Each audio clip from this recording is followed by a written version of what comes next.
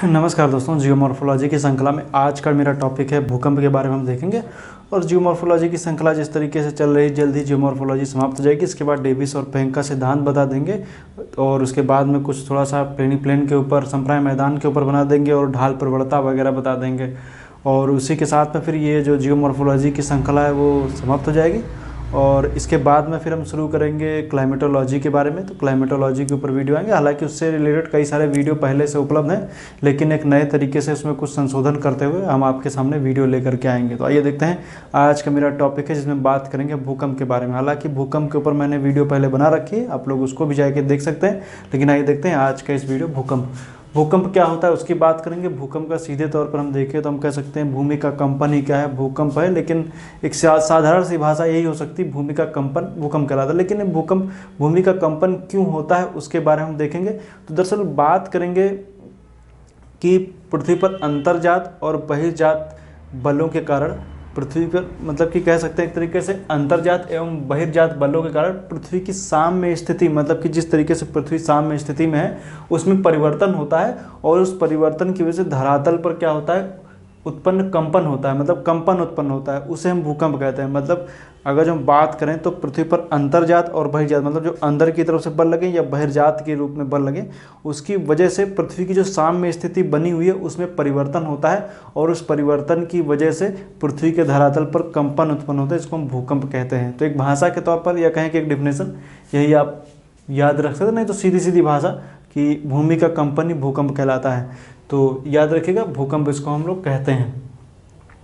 अब साम्य स्थिति का मतलब, जैसे जिस तरीके से हम लोग जिस अवस्था में हैं, जैसे मान लीजिए आप कभी किसी बिस्तर पर लेटे हुए हैं और कोई आए पकड़ के बिस्तर हिला दे, तो आपको लगेगा कि आपकी साम्य स्थिति में परिवर्तन हो जाएगा। हालांकि देखें तो हम लोग, हमारी पृथ्वी गतिमान है लेकिन हमें पता नहीं चलता साम्य स्थिति में, लेकिन अगर उसमें किसी तरीके का कोई परिवर्तन होता है तो हमें बिल्कुल पता चलता है। तो उसी को हम लोग क्या कहते हैं, भूकंप कहते हैं। और भूकंप आने की अगर हम बात करें तो देखिए, देखते हैं, सबसे पहले हम देख लेते हैं भूकंप मूल और अधिकेंद्र की बात करेंगे। सबसे पहले देखेंगे भूकंप मूल क्या होता है, जिसको हम लोग क्या बोलते हैं, हाइपोसेंटर या फोकस के नाम से जानते हैं। और दरअसल जहाँ पर भूकंप आता है उसको हम लोग बोलते हैं, भूकंप का केंद्र जहाँ पर भूकंप आता है उसको हम लोग बोलते हैं भूकंप मूल।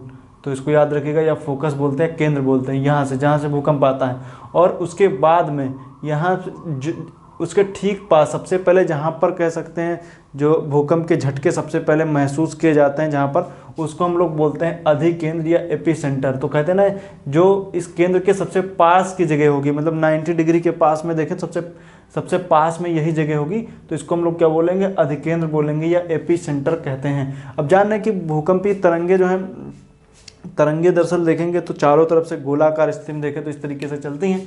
तो यहाँ पर चलेंगे और देखें तो इसके बाद में सबसे पहले जो है वो यहीं पर आती हैं, तो इसलिए इसको बोला जाता है अधिकेंद्र कहते हैं। तो याद रखिएगा।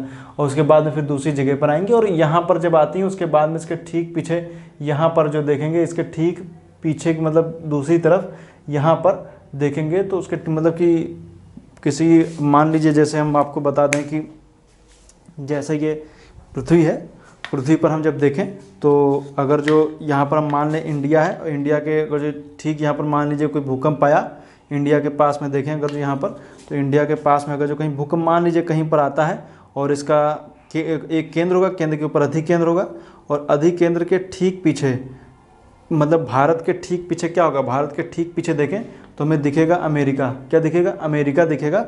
और इसका मतलब है कि भारत के यहाँ पर तो क्या होगा, अधिकेंद्र होगा भारत में, लेकिन जो इसका एंटीपोड होगा तो वो ठीक अमेरिका में हमें देखने को मिले। अमेरिका या मैक्सिको, भारत की कंडीशन के ऊपर डिपेंड करे कहाँ पर भूकंप है, यूएसए या अमेरिका, मतलब उसका ठीक पीछे जो होगा वो उसको हम लोग बोलेंगे एंटीपोड।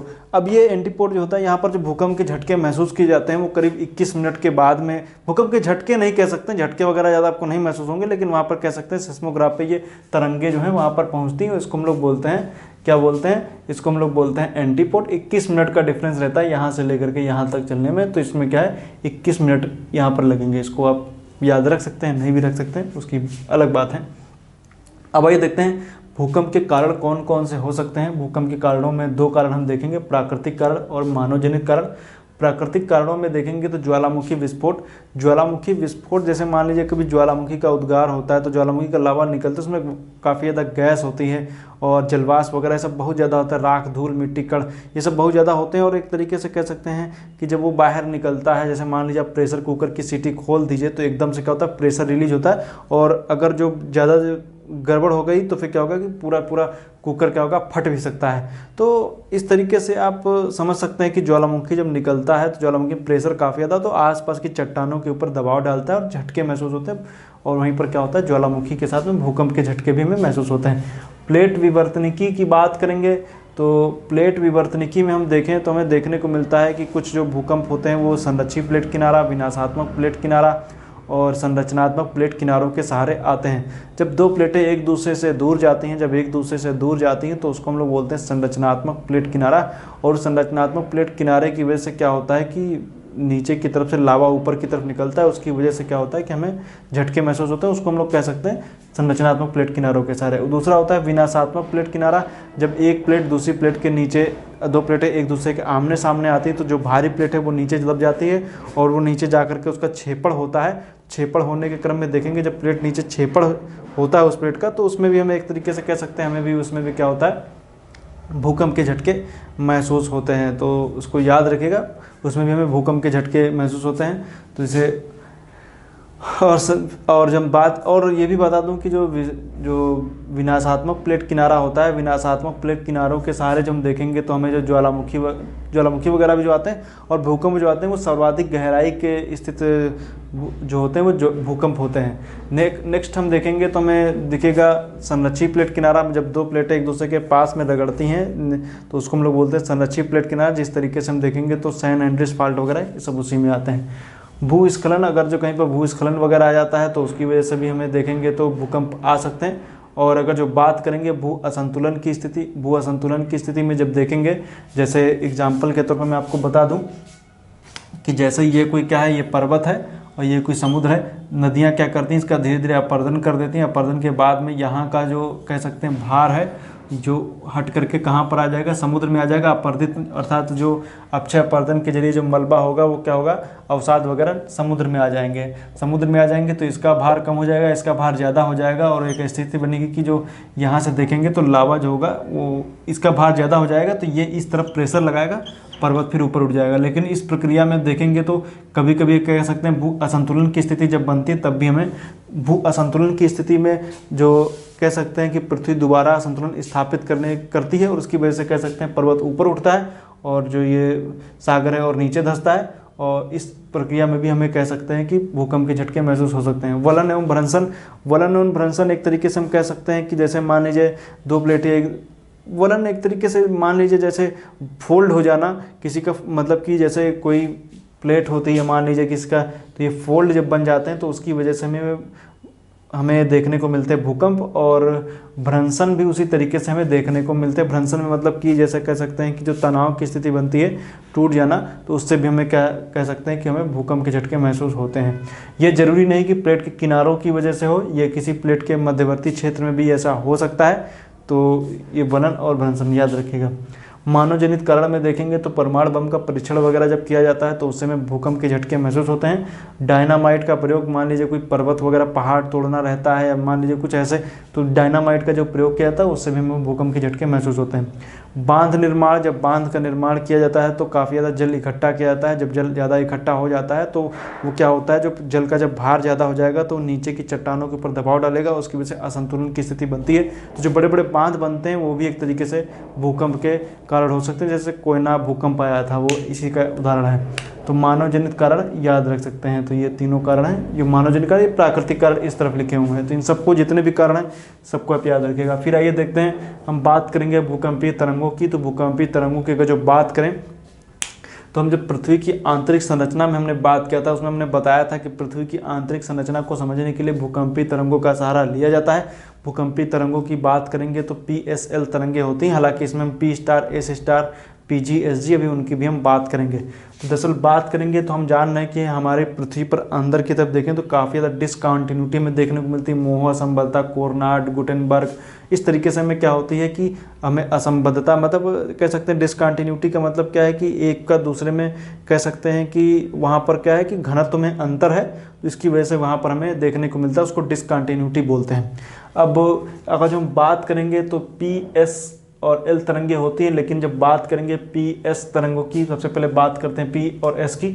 जब हम बात करेंगे जो P तरंगे होती हैं वो ठोस, द्रव, गैस तीनों में चल सकती हैं, लेकिन जो बात करेंगे S तरंगे होती हैं वो सिर्फ और सिर्फ ठोस में चलती हैं और तरल माध्यमों में विलुप्त हो जाती हैं। जब हम पृथ्वी पर देखेंगे और जो हम यहाँ पर देखें, अगर जो इस जगह पर कोई भूकंप आया है, यहाँ पर मान लीजिए यहाँ से तरंगे यहाँ से निकले और जो इसके दूसरे छोर पर भी तरंगे क्या होंगी, वो पहुँचेंगी, पहुँचना चाहिए। लेकिन जब बात करेंगे तो दूसरे छोर पर क्या होती है, P तरंग पहुँचती है, S जो होती है वो विलुप्त हो जाती है। इसके आधार पर एक पता लगाया गया। लेकिन अब देखें तो यहाँ पर हमें S दिख रही है और यहाँ पर भी S दिख रही है। मान लीजिए जैसे ग्लोब है, ग्लोब से जैसे मान लीजिए यहाँ से कोई तरंग वगैरह यहाँ से निकलना शुरू करे, तो मान लीजिए ऊपर की तरफ से, तो ये यहाँ से निकलेंगी, यहाँ पर दिख रही है, यहाँ पर दिख रही है, लेकिन केंद्र को क्रॉस करके नीचे के हिस्से पर ये तरंगे नहीं दिख रही हैं। तो उससे ये पता चलता है कि हमारा जो पृथ्वी का जो केंद्र है वो केंद्र क्या है कि वो तरल अवस्था में है। तरल अवस्था मतलब कि अर्धठोस अवस्था में, जिससे इस तरंगे नहीं निकल पा रही, क्योंकि पृथ्वी की आंतरिक संरचना में आप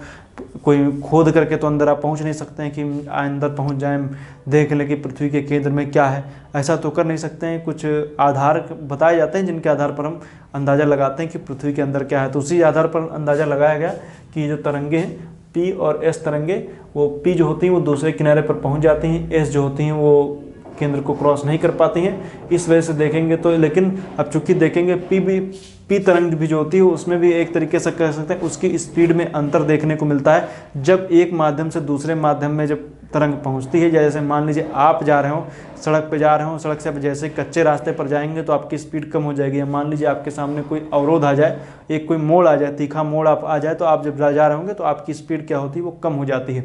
इसी तरीके से तरंगों की स्पीड में भी कमी आती है, और इस तरंगों की स्पीड में जब कमी आती है तो मान लीजिए P तरंग है, उसकी स्पीड में अगर जो किसी माध्यम में चेंज होने की वजह से जब स्पीड में कमी आएगी तो उसको P स्टार बोल देंगे, लेकिन और जब कमी आ जाएगी तो उसको PG बोल देंगे।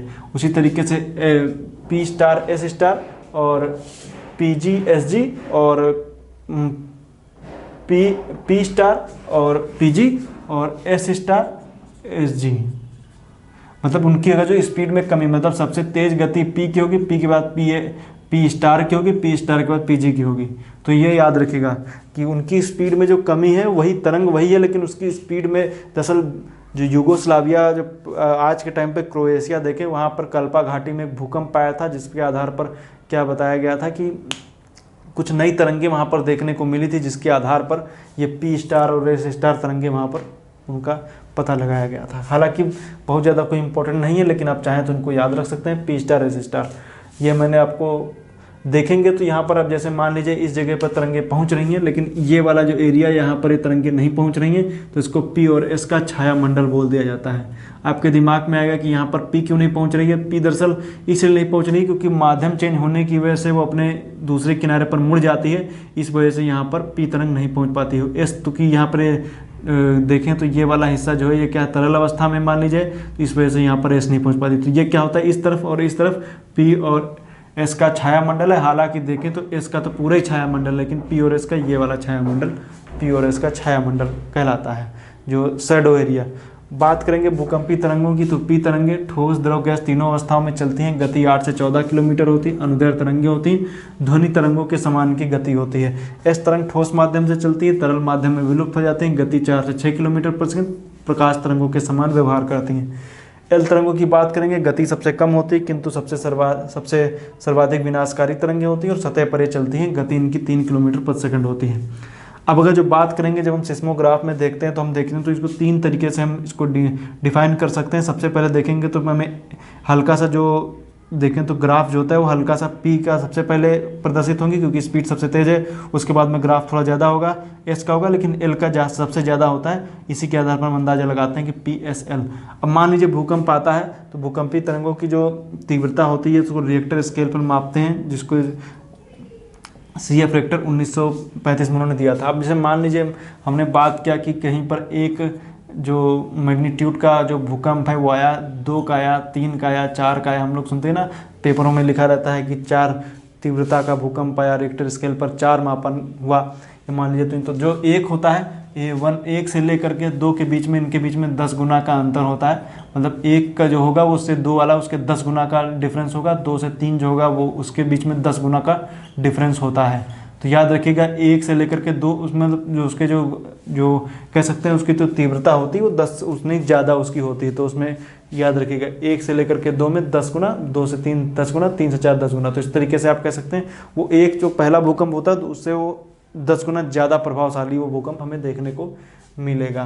तो इसको याद रखिएगा, भूकंपी तरंगों की तीव्रता रिक्टर स्केल, मर्केली स्केल, ये सब इनसे नापते हैं कोई आप। और दूसरी बात है कि समान जो भूकंप के क्षेत्रों को मिलाने वाली रेखा वगैरह भी इनसे प्रश्न भी आ जाते हैं। तो आप लोग ये सब देख लीजिएगा, ये 1 लाइनर क्वेश्चन है, बहुत ज़्यादा इसमें आपको ध्यान, हालांकि प्रीलिम्स के स्तर पे आप ध्यान दे सकते हैं लेकिन और बाकी ये इंपॉर्टेंट नहीं है। समभूकंपी रेखा, मान लीजिए जैसे यहाँ पर कोई भूकंप आया, भूकंप के बाद में देखें तो यहाँ पर कोई तरंगे चलेंगी ना, मान लीजिए इस तरीके से तरंगे चलेंगी। तो ये यहाँ पर तरंग है, यहाँ पर, अब चूंकि आप जान रहे कहीं पर पर्वत है, कहीं पर पहाड़ी है, माध्यमों का अंतर है, तो भूकंपी तरंगे समान गति से नहीं पहुँचती, अलग अलग गति से पहुँचती। मान लीजिए यहाँ पर पहुँची, यहाँ पर पहुँची, तो इन दोनों को सबको मिलाने वाली रेखा को हम लोग बोलते हैं। तो इसको याद रखिएगा, समान भूकंपी रेखा, समान मिलाने वाली रेखा को, तो उसको याद रख सकते हैं। बाकी खैर आइए और देखते हैं। मान लीजिए जैसे कोई भूकंप आता है तो उसको हम लोग कैसे मापते हैं, जैसे कैसे उसको मापा जाए कि कहाँ पर कितनी तीव्रता का भूकंप आया है। तीव्रता का मतलब, और दूसरी बात ये भी है कि हम देखेंगे कि आखिर उसको कैसे बताते हैं कि उसका सेंटर कहाँ पर है। मान लीजिए जैसे कहीं पर, जैसे भूकंप तो कहीं पर भी आ सकता है, यहाँ पर आ सकता है, 10 किलोमीटर दूर आ सकता है, लेकिन हर जगह जो होता है रिक्टर स्केल वगैरह, तो ये तो भूकंप मापी केंद्र तो होते नहीं, तो उसको कैसे मापा जाता है उसके बारे में आइए देखते हैं। जैसे मान लीजिए कि यहाँ पर से कोई भूकंप आया, यहाँ पे भूकंप आया और यहाँ से उसका जो कह सकते हैं जो उसका एपी सेंटर यहाँ पर होगा, तो एपी सेंटर यहाँ पर होगा। लेकिन अब यहाँ पर जरूरी नहीं कि यहाँ पर भूकंप का एक एपी सेंटर है, वहाँ पर एक भूकंप मापी केंद्र लगा हो, वहीं पर तुरंत नाप ले कितना भूकंप आया, ऐसा तो होता नहीं है। तो उसके लिए क्या करते हैं कि अब होगा भी, मान लीजिए जैसे तो ज़्यादा तीव्रता होगी तो फिर भूकंप के झटके महसूस होगा, मतलब कि वो एक तरीके से कह सकते हैं भूकंप के बहुत बड़े तगड़े झटके फिर वो महसूस कर भी नहीं पाएगा, करेगा भी तो फिर वो नुकसान हो जाएगा। तो आइए देखते हैं उसको कैसे करते हैं। मान लीजिए जैसे किसी बिल्डिंग में लगा हुआ है और नेपाल में भूकंप आया 2015 में, वहीं पर मान लीजिए कोई भूकंप मापी केंद्र लगा हुआ है और झटका आया 9 का या 7 का आ गया भूकंप, पूरी बिल्डिंग ही गिर गई, फिर नापेगा कौन कितना आया था। तो उसके लिए क्या करते हैं, जैसे होता है कि एक यहाँ से निकलने वाली पी तरंगे जो होती हैं यहाँ से निकलेंगी, तो यहाँ से निकलने के बाद में कहीं पर जाएंगी, जैसे मान लीजिए यहाँ पर जाती हैं तो अगल बगल यहाँ पर क्या होता है 3 सेंटर लिए जाते हैं जिनसे अंदाज़ा लगाया जाता है। एक सेंटर यहाँ पर होता है, तो ये क्या करता है कि पी तरंगे की गति और उसके बाद में जो एस तरंगों की गति के आधार पर अंदाज़ा लगाते हैं कि कितनी दूरी से ये भूकंप आ रहा है। क्योंकि मैथमेटिकल फार्मूला वगैरह लगाते हैं, जैसे मान लीजिए कि एक की गति मान लीजिए 8 किलोमीटर है, दूसरे की गति जो फिर अंदाज़ा लगाएंगे कि 4 किलोमीटर, तो ये कितनी देर में आया, ये कितनी देर में आया, तो इससे एक अंदाज़ा लगाते हैं कि यहाँ पर एक क्या होगा, ये इस जगह से आया है भूकंप। अब लेकिन जो ये भूकंप आया है तो ये यहाँ से भी आ सकता है, यहाँ से भी आ सकता है, यहाँ से भी आ सकता है, तो इसका एक आर्क खींच दिया जाता है। दूसरी तरफ देखेंगे तो यहाँ पर एक जो दूसरा जो सेंटर होगा वो भी इसी तरीके से करेगा, वो भी क्या करेगा, एक यहाँ पर इस तरीके से आर्क यहाँ पर इस तरीके से खींच देगा। अब ये 2 आर्क हो गए। अब एक तीसरा आर्क खींचेगा, यहाँ से खींचेगा, तो वो क्या करेगा, कुछ इस तरीके से खींच देगा। अब यहाँ से खींच देगा, तीनों जब आर्क एक जगह पर जहाँ पर काट रहे होंगे वही क्या होगा, उसका केंद्र हो जाएगा। केंद्र के ठीक ऊपर अंदाज़ा लगाएंगे तो वो पता चल जाएगा कि क्या होगा, केंद्र के ठीक ऊपर वो अधिकेंद्र हो जाएगा। और इससे अंदाज़ा लगाया जाता है कि पृथ्वी का जो केंद्र अधिकेंद्र कहाँ पर है। तो किसी जगह पर अगर जो भूकंप आया है उसको मापने के लिए 3 सेंटर, जो आसपास के 3 सेंटरों को, मान लीजिए जैसे कहीं मान लीजिए हिंद महासागर में, प्रशांत महासागर में, अटलांटिक के बीचों बीच आ गया, तो वहाँ पर कोई सेंटर तो लगा नहीं है कि तुरंत अंदाज़ा लगा लेगा। तो इसी के आधार पर अंदाज़ा लगाते हैं, आर्क खींचते हैं, 3 आर्क इस तरीके से, 3 आर्कों के आधार पर अंदाज़ा लगाते हैं, जहाँ तीनों एक साथ काटते हैं वहीं पर पता चल जाता है कि वही क्या है, वही उसका अधिकेंद्र होता है। तो आज के लिए इतना ही। उम्मीद करता हूँ वीडियो आपको अच्छा लगा होगा। लगभग चीज़ें मैंने कवर कर दी, हालांकि इसमें और भी बहुत सारी चीज़ें होती हैं, लेकिन अब परीक्षा की दृष्टि से उतना इम्पोर्टेंट है नहीं। उन्हीं सब चीज़ों को जिक्र करेंगे जो परीक्षा की दृष्टि से इम्पोर्टेंट है, और लगभग यही चीज़ें इम्पोर्टेंट थी। एक वीडियो अगर जो हो सकता है तो मैं बना दूंगा कि जो भूकंप की तीव्रता के ऊपर, हालांकि उसका कोई बहुत ज़्यादा महत्व तो है नहीं। हम लोग अभी देखेंगे कि जैसे रिएक्टर स्केल पे 1 को क्या बोलते हैं, 2 को, हालांकि जब हम भूकंप बताएंगे, भारत में भूकंप, तो भारत के प्रमुख सिस्मोग्राफिक जोन के बारे में जब बताएंगे तो उन पर हम डिटेल से बता ही देंगे। तो हालांकि भूकंप का बेसिक में देखें तो लगभग यही चीज़ें इंपॉर्टेंट है, और इससे ज़्यादा कुछ आता है नहीं। लगभग प्रश्न इसी के आसपास घूमते हैं, तो इनको आप लोग याद रखिएगा। आज के लिए इतना ही। वीडियो देखने के लिए आपका बहुत बहुत धन्यवाद।